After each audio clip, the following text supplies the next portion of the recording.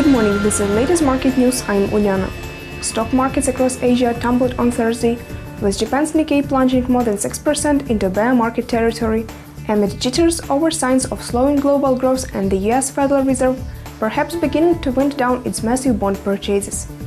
The Nikkei is on pace for its sixth loss in the past 7 sessions and has now fallen more than 20% since May 23.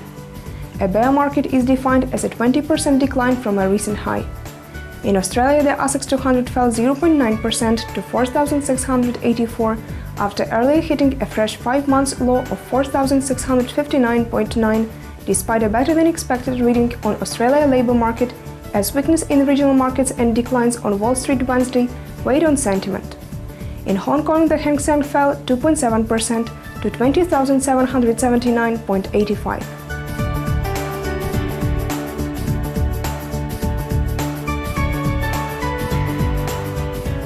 The greenback was again under pressure last night in what was otherwise a relatively quiet evening data-wise.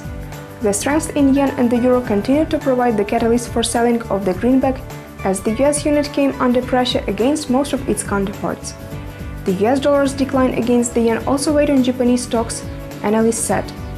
The dollar, whose rise versus the yen underpinned the Nikkei's dramatic rally in recent months, fell to 94.69, its weakest level since April 4, when the Bank of Japan outlined its massive monetary stimulus program.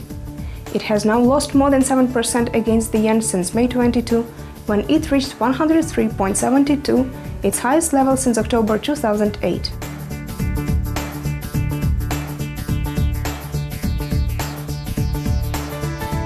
In the wake of yesterday's upbeat news on Eurozone industrial production, today's monthly report from the European Central Bank will be carefully dissected for signals on the next phase for monetary policy. Meanwhile, analysts expect an upbeat report for US retail sales, while the weekly number for US jobless claims is projected to post a small increase. US retail sales 12:30 GMT.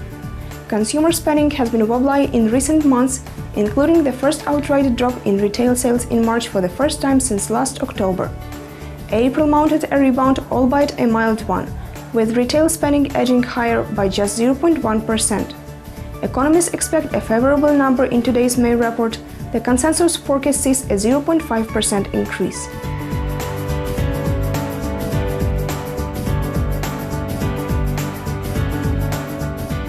It was the latest market news provided by ICO FX. Goodbye.